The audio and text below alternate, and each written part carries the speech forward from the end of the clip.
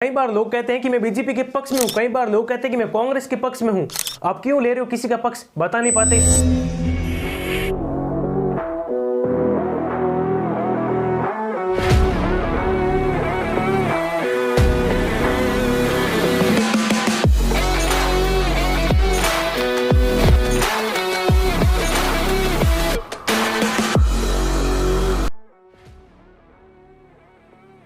नमस्कार मित्रों, स्वागत है आप सभी का केडी राठौड़ के इस नए शो में। इससे पहले मैं आपको रिक्वेस्ट करता हूं कि कृपया करके आप हमारे चारों एपिसोड को एक बार देखने का प्रयास करें, जिसमें मैंने पहले एपिसोड में यह बताया कि अगर हमारे पास भारत का संविधान नहीं होता तो भारत का क्या हाल होता, और दूसरे एपिसोड में मैंने ये बताया कि भारत की सरकार तानाशाही क्यों नहीं कर सकती, और तीसरे एपिसोड में मैंने ये बताया कि भारत का संविधान इतना शक्तिशाली कैसे बन गया, और चौथे एपिसोड में मैंने ये बताया कि भारत में कौन सबसे ज़्यादा शक्तिशाली है, आम जनता, सरकार या फिर कानून। और चौथे एपिसोड में जहां पर मैंने बात खत्म की थी वहीं से हम शुरू करने वाले हैं। क्या वास्तव में आपके पास ताकत है? तो चलिए शुरू करते हैं इस कार्यक्रम को।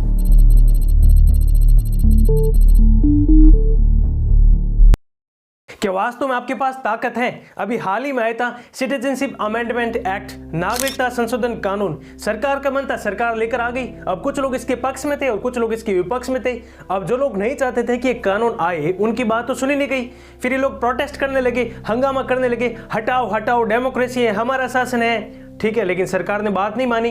फिर ये लोग सुप्रीम कोर्ट चले गए, जो भी चल रहा है। लेकिन आप देख रहे हो ना, अल्टीमेटली सरकार ने बात, मतलब जो सरकार करना चाहती थी वो सरकार ने कर दिया। फिर ये फार्म लॉ आया था। अब कुछ लोग इसके पक्ष में थे और कुछ लोग इसके विपक्ष में थे। अब जो लोग नहीं चाहते थे कि कानून आए, उनकी बात तो सुनी नहीं गई। फिर इन्होंने विरोध किया, फिर लंबे समय बाद इस कानून को हटा दिया गया। अब जो लोग इस कानून के पहले पक्ष में थे वो अब नाराज हो गए। नोटबंदी, क्या आपको मोदी जी ने पूछा था कि हम नोटबंदी ला रहे हैं, आप लाइन में लगो, कुछ भी करो, लेकिन कर दिया ना?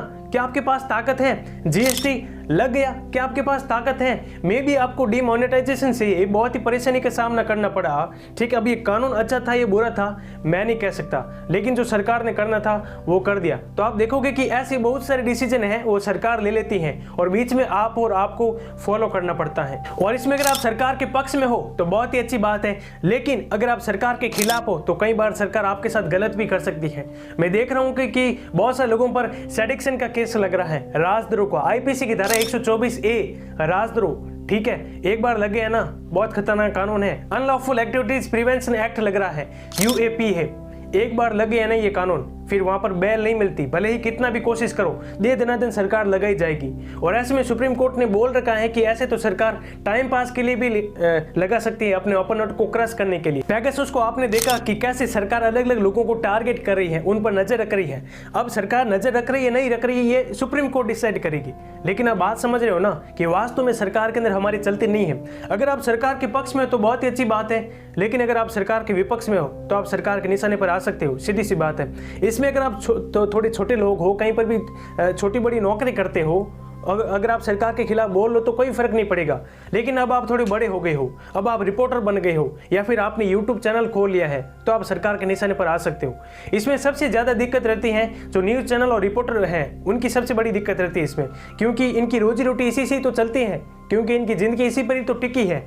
अगर इनको फ्रीडम ऑफ स्पीच नहीं मिलेगा तो ये बर्बाद हो जाएंगे। ये लिखेंगे क्या, ये खाएंगे क्या, ये पिएंगे क्या?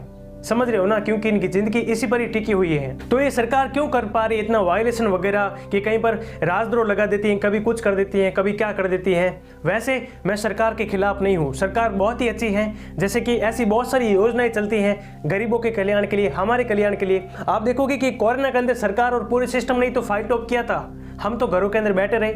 मैं बुराई नहीं कर रहा हूँ, लेकिन मैं एक चीज़ बता रहा हूँ, क्या आपका सरकार के अंदर वश चलता है? नहीं चलता है। क्या आप सरकार को कंट्रोल कर सकते हो? नहीं कर सकते हो। मैं आपको रीजन बताता हूं कि आप सरकार को कंट्रोल क्यों नहीं कर सकते। मैं आपसे एक सवाल पूछता हूं, क्या आप एक्सप्लेन कर सकते हो कि सिटीजनशिप अमेंडमेंट एक्ट क्या था?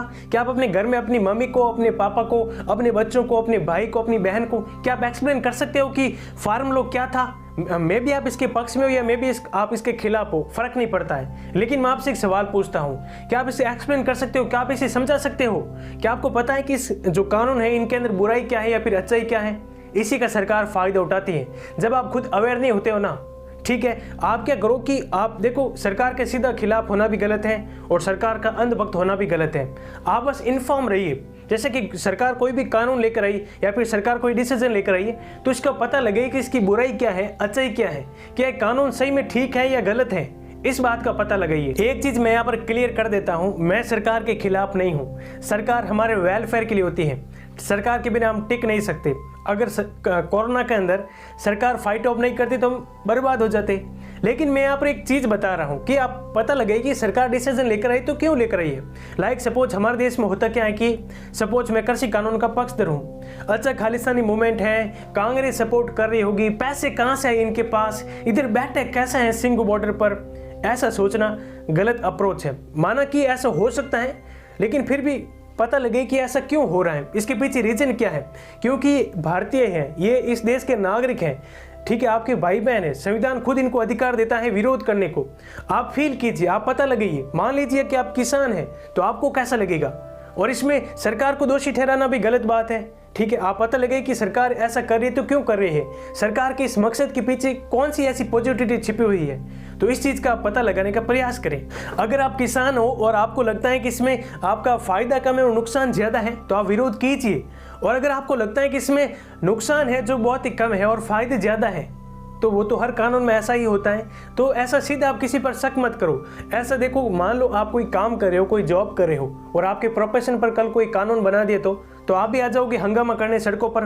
तो ऐसे में बैठकर कमेंट करना बहुत ही आसान है। आप इसके पीछे मुद्दे को समझो, और जिस दिन आपको अपने अधिकारों के बारे में पता चल गया ना, और जिस दिन आप हर मुद्दे को डीपली देख सकते हो, हर मुद्दे को डीपली पढ़ सकते हो, उस दिन आप रियल में सरकार को कंट्रोल कर पाओगे, उस दिन आप पुलिस और प्रशासन को कंट्रोल कर पाओगे। अमेरिका जैसे देशों में होता क्या है कि दोस्तों, वहाँ की सरकार है बहुत ही ज़्यादा पावरफुल है, सच में बहुत ही ज़्यादा पावरफुल है, लेकिन फिर भी वो सरकार है लोगों से डरती है।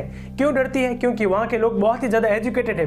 हमारे यहाँ पर क्या चलता है, हमारे यहाँ पर कभी #SEC रोज कर दो वाला ट्रेंड चलता है, कभी मोदी रोज कर दो वाला ट्रेंड चलता है, कभी कृषि कानून का हंगामा चलता है, कभी हमें रोटी दो वाला ट्रेंड चलता है। लेकिन वहाँ पर क्या चलता है, वहाँ पर डेटा प्राइवेसी का हंगामा चलता है, वहाँ पर राइट टू प्राइवेसी का हंगामा चलता है। वहाँ के लोग कहते हैं हाय मेरी प्राइवेसी को प्रोटेक्ट करो। वहाँ पर डेटा प्रोटेक्शन पर बात चलती है, मेरा डेटा यूज नहीं कर सकते, इवन अगर फेसबुक को मेरा डेटा यूज करना है तो मेरी कंसेंट लो। ऐसे इश्यू चलते हैं वहाँ पर। क्यों चलते हैं? क्योंकि दे आर एम्पावर्ड, उनको ज्ञान है, बहुत ही ज़्यादा नॉलेजेबल इंसान है वो। ऐसा नहीं कि वहाँ पर हमें रोजगार दो वाले ट्रेंड चलते हैं।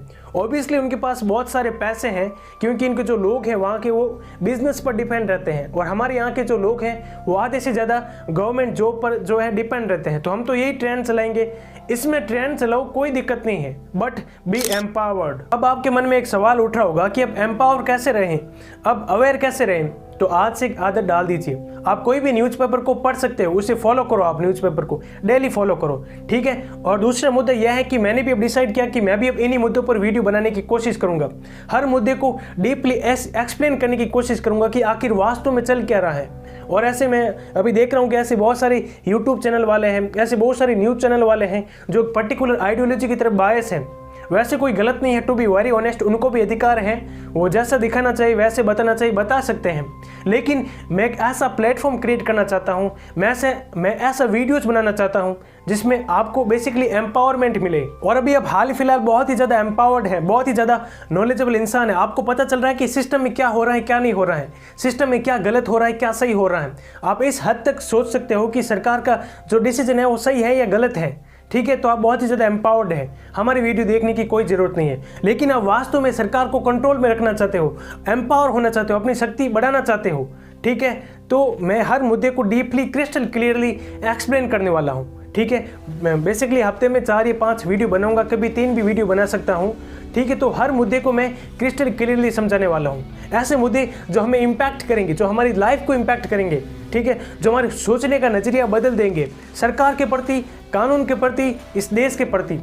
ऐसे बहुत सारे मुद्दे हैं, 1 by 1 डील करेंगे आप। और 1 साल बाद आपके पास 100+ ऐसे मुद्दे होंगे जिनमें आपको कंप्लीट क्लैरिटी होगी, ठीक है। एक बार मैंने आपको बता दिया, आप न्यूज़पेपर को पढ़ते जाइए, उन मुद्दों को ऐड करते जाइए, इससे आप बहुत ही ज़्यादा नॉलेजेबल इंसान बन जाएंगे, ठीक है। आप कहीं पर भी जाओगे, शादी में, कहीं पर भी पार्टी में, अगर कहीं पर भी डिस्कस चल रहा होगा ना कि सरकार ने ये कर दिया, सरकार ने वो कर दिया, तो आप इतना ज़बरदस्त तरीके से आपका पॉइंट होगा, इतनी ज़बरदस्त तरीके से आप बात रख पाओगे, आपका अलग ही लेवल होगा, आप अलग ही लेवल पर इंटेलेक्चुअल होंगे, आप किसी भी मुद्दे की गहराई को सोच पाओगे, जहां हमारे हाल फिलहाल देश की 1% जनता भी सोच नहीं पा रही। वास्तव में कह रहा हूं, आपको लॉ, आपको पॉलिटी, आपको इकोनॉमी का जबरदस्त बेसिक नॉलेज मिलेगा।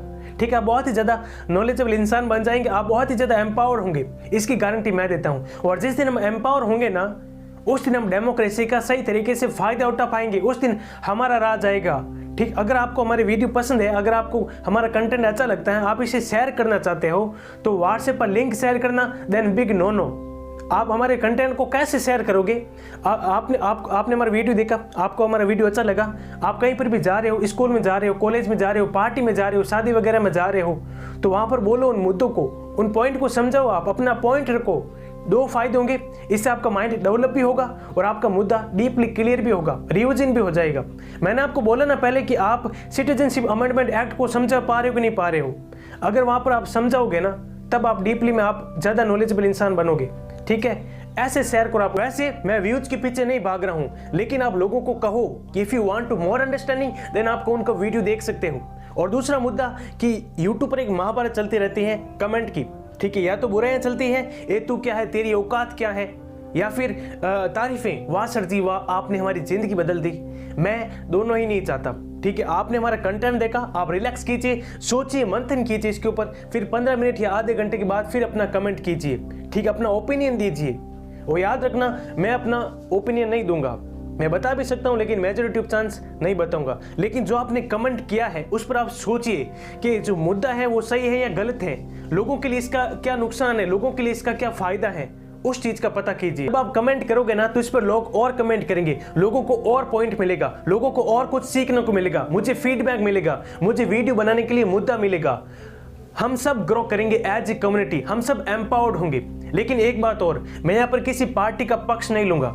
ठीक है, आप जिस पार्टी को सपोर्ट करना चाहें आप कर सकते हो, आप किसी पार्टी का सपोर्ट करो या फिर किसी भी पार्टी के खिलाफ हो, कोई फर्क नहीं पड़ता। लेकिन मैं यहाँ पर किसी भी पार्टी का पक्ष नहीं लेने वाला हूँ। कई बार लोग कहते हैं कि मैं बीजेपी के पक्ष में हूँ, कई बार लोग कहते हैं कि मैं कांग्रेस के पक्ष में हूँ। आप क्यों ले रहे हो किसी का पक्ष, बता नहीं पाते। कई बार लोग कहते हैं कि मैं कांग्रेस के खिलाफ हूँ, मैं बीजेपी के खिलाफ हूँ। आप क्यों खिलाफ हो किसी पार्टी के, बता नहीं पाते। देश के लिए कुछ क्या है, क्या क्या है देश के लिए, बता नहीं पाते। रीजन क्या है हमारे देश में, पता है?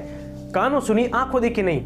ठीक है, अगर आप किसी पार्टी को सपोर्ट कर रहे हो तो बेशक कीजिए, लेकिन आपको ये कारण स्पष्ट होने चाहिए कि आप इस पार्टी को क्यों सपोर्ट कर रहे हो। ऐसे नहीं कि वो सपोर्ट कर रहा है तो मैं भी सपोर्ट करूंगा, आपको कारण स्पष्ट होने चाहिए। ये हर देश के नागरिक को पता होना चाहिए कि आप किसी पार्टी का पक्ष ले रहे हो तो क्यों ले रहे हो। अगर किसी आप विपक्ष है तो विपक्ष के बारे में आपको कमियां पता होनी चाहिए, और मैं चाहता हूं कि विपक्ष अपनी कमियां सुधारें। अगर हम सही और गलत का डिसीजन ले रहे हैं तब हम बहुत ज़्यादा एम्पावर्ड होंगे, और मैं इस जर्नी में आपकी मदद करना चाहता हूं।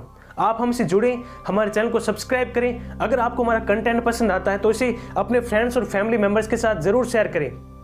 हमें इस देश में पता होना चाहिए कि हमारा अस्तित्व क्या है, हमको संविधान की वैल्यू के बारे में पता होना चाहिए, तब हम बहुत ज़्यादा एम्पावर्ड होंगे, तब हम बहुत ज़्यादा एजुकेटेड इंसान होंगे। मिलते हैं एक नए एपिसोड में और एक नई सीरीज में। बहुत बहुत धन्यवाद।